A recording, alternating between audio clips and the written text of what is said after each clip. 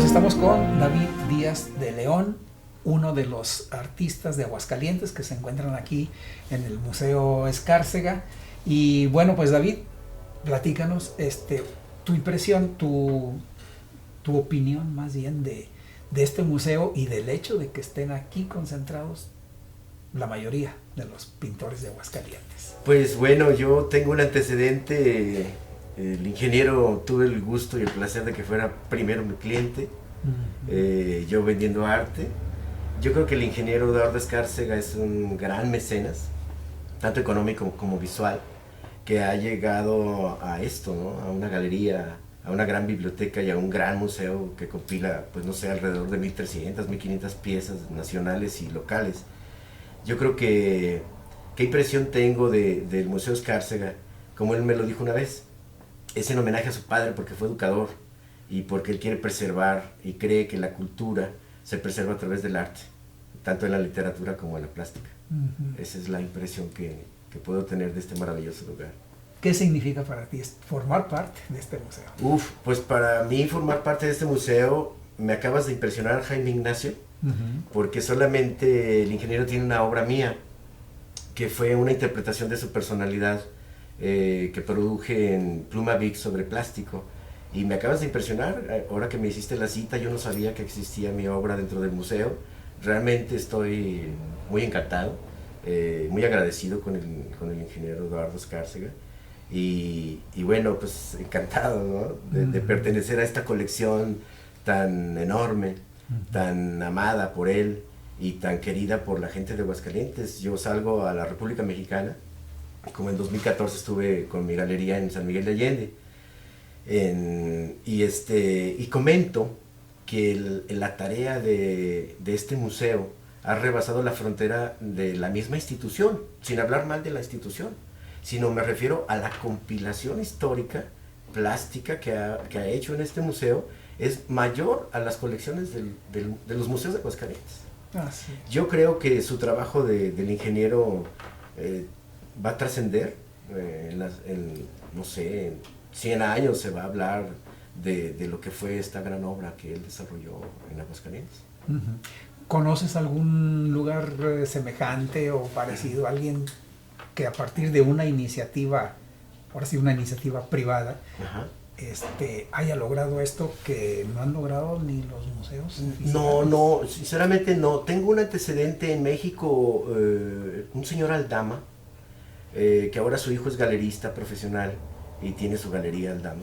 Él, cuando llega de España, el abuelo, ellos fueron los que ayudaron a compilar todo el acervo de antigüedades y obra del Frank Mayer en México.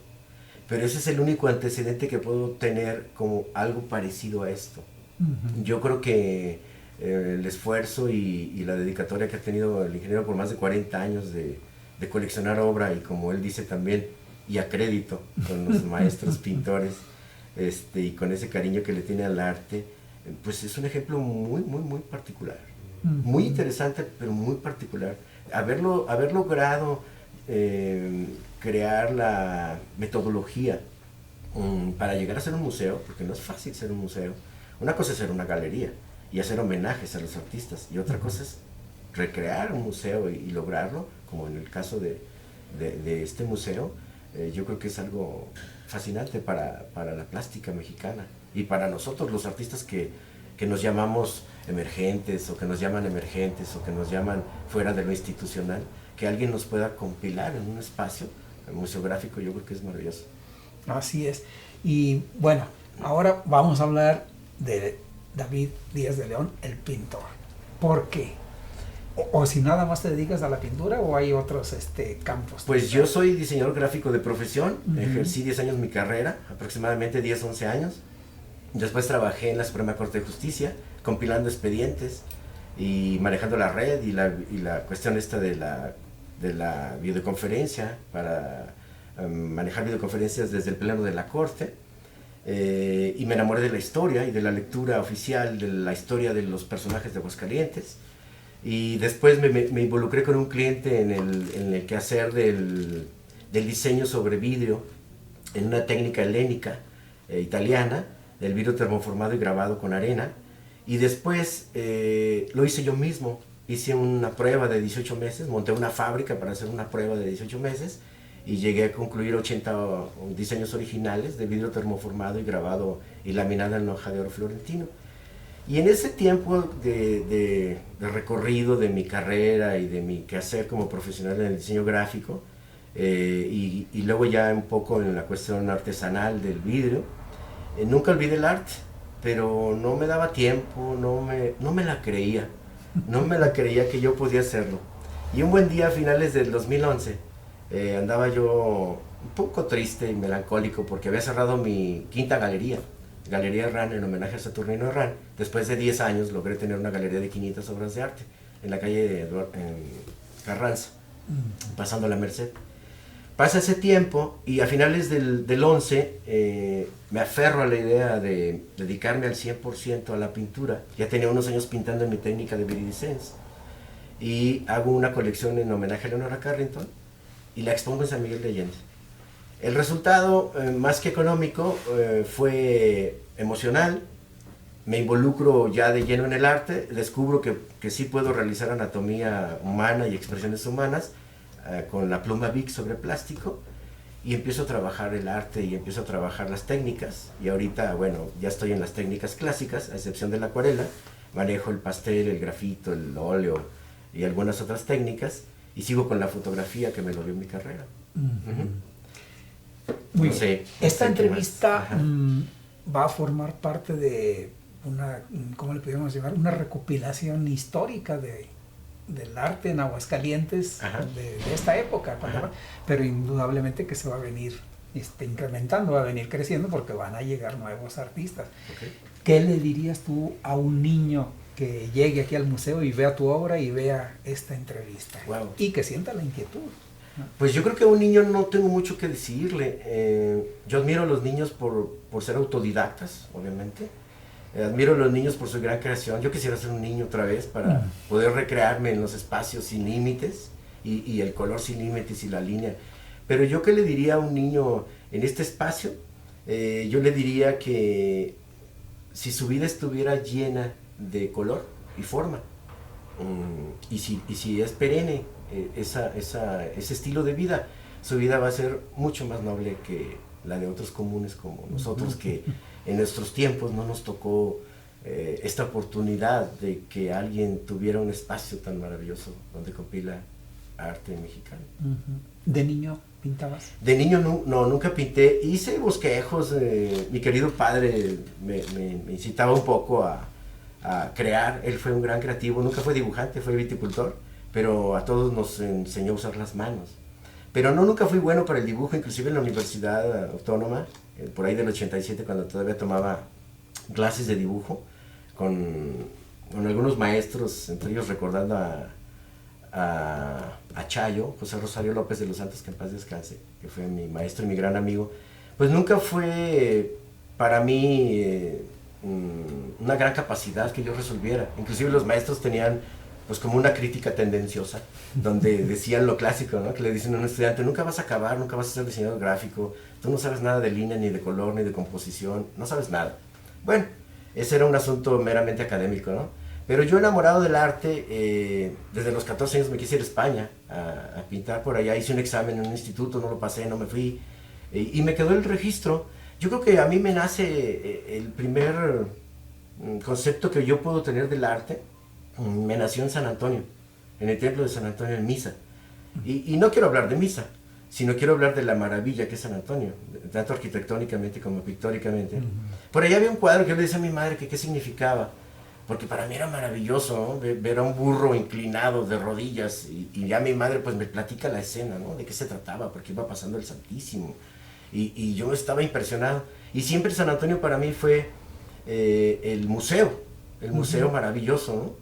Donde yo podía ver cosas que no estaban en los libros, que no estaban en el mundo cotidiano. Yo creo que ahí fue mi primer acercamiento realmente al arte, al aprecio del vitral, de la luz, del color, de la arquitectura, de la cantera, de la ornamentación, de un acanto tallado en un dintel, no sé. Y pasó el tiempo y lo quise hacer en varios intentos, no lo logré hasta en 2006, 2007, vuelvo a abrir otra galería, mi segunda galería, que se llamó Ale, en homenaje a mi hija Alejandra, y ahí empiezo a inventar el viridescence, una técnica que inventé sobre vidrio con pigmentos translúcidos y hoja de oro falso. Ahí ensayo, copio a mi gran gurú que es Modigliani, copio al maestro Saturnino Herrán, copio a Picasso, copio a algunos otros maestros, hasta que yo creo que como a todos nos pasa, quiero hacer mis propios originales. Pero descubro que la técnica y mi capacidad pues no daban para más. Y ahí me detengo un tiempo, sigo vendiendo arte, sigue creciendo la galería, abro otras 2 sedes, hasta el 2011 que ya de lleno me meto a recrear la expresión humana en la anatomía humana con la pluma Bic sobre plástico. Mis sustratos siempre han sido diferentes y probatorios, o sea, como que la idea es no hacer algo original, sino hacer algo realmente difícil. O sea, ¿cómo puede uno dibujar encima de un vidrio con una pluma Bic? Sí se puede, y sobre una cerámica también se puede, y sobre una tabla también se puede. Entonces, por ahí va mi búsqueda, ¿no? ¿Qué pasa con las técnicas? He estudiado muchísimos años, he estudiado historia del arte y sé qué pasa con las técnicas y sé qué pasa con la evolución tecnológica del arte. Y me encanta, pues, seguir aportando un poco más dentro de mi espacio y mi trinchera y mi estudio. Bueno, pues a lo mejor algún día aporto algo, pues algo interesante para el arte, no sé. Por mientras sigo recreándome yo, ¿no? ¿Alguien te ha seguido en alguno de estos inventos? Sí, inclusive tengo el gusto de tener un amigo que ahora ya vive en Francia, Jean-Jacques Chambry, pintor de 80 años, el maestro. Él vivió en Aguascalientes unos 4 o 5 años y a través de su esposa lo conocí. Y él se enamoró de mi técnica porque en esa época, en 2010, cuando nos conocimos y yo le empecé a vender su obra ahí en la Galería Herrán, él me pidió un intercambio. Su esposa me dijo que si le enseñaba yo mi técnica. Y yo estaba impresionado de que un maestro de 50 años de carrera me pidiera eso. Bueno, se dio el día, él hizo un bello Cristo de memoria, recordando a un pintor. Yo hice un rostro de Venus de Botticelli, y en la técnica de viridescence, y él se llevó mi obra y yo me quedé la de él. Pero al final de la clase, ya aprendida por él, su esposa se enamora de una de las obras que yo había reproducido del maestro José Guadalupe Posada y me lo intercambia por uno de sus óleos. Entonces yo estaba impresionado, ¿no? De cómo una obra tan sencilla mía de alguien que apenas empieza en el arte puede ser intercambiada por una obra de arte que además tenía un premio, ¿no? Allá en Europa.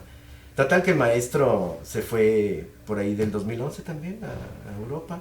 Y seguimos en contacto a través de Facebook. Él sigue haciendo su obra maravillosa. Él es paisajista, melancólico, y le encanta la anatomía femenina, obviamente. Tiene un romanticismo como añejo, pero con colores más vivos que la época del romanticismo, pues. Sí. Muy bien. ¿Algo que quisieras agregar que se nos haya pasado? Pues no sé, me da un gusto hablar contigo, Jaime. La segunda vez que te veo, ahorita recordábamos cuando nos conocimos en una entrevista de radio.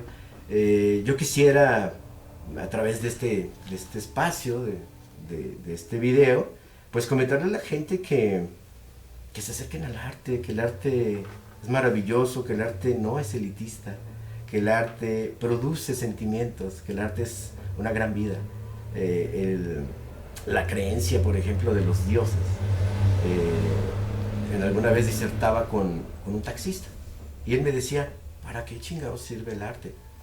Yo le digo, oye, pero es que yo soy pintor. Pero sí, pero dime, ¿para qué sirve el arte? Bueno, ok, vamos a ponerte en tu contexto y te voy a tratar de explicar para qué te puede servir el arte a ti. ¿Tú crees en Dios? Pues claro. ¿Y en qué tipo de Dios? ¿Cómo que en qué tipo de Dios si nomás hay uno? Ah, ok. Le digo, oye, ¿de veras tú crees que un taxista pintó a tu Dios para que lo conocieras y creyeras en él? Pues no, maestro. Un artista plástico pintó a tu Dios para que tú tuvieras la representación gráfica y pudieras creer en él.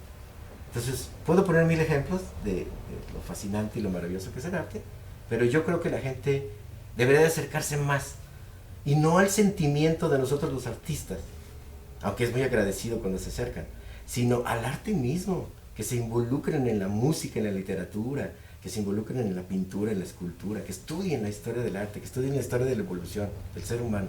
Está dictado a través del arte. Muy bien, la historia está escrita en poesía. Claro, también, claro. ¿Qué sería de la historia si no existiera este gran libro que tradujo en 6 idiomas Jesús Díaz de León? El Cantar de los Cantares. Imagínate. ¿Qué sería de la historia del hombre si no existiera eso? Por ejemplo, ¿no? Puedo poner un ejemplo, pero hay muchísimos más. Así es. Muy bien, pues muchas gracias. Jaime David. Ignacio, muchísimas gracias, te agradezco, un placer y gracias por tu libro de relatos de una época. No, Te agradezco muchísimo. de nada, muchas gracias.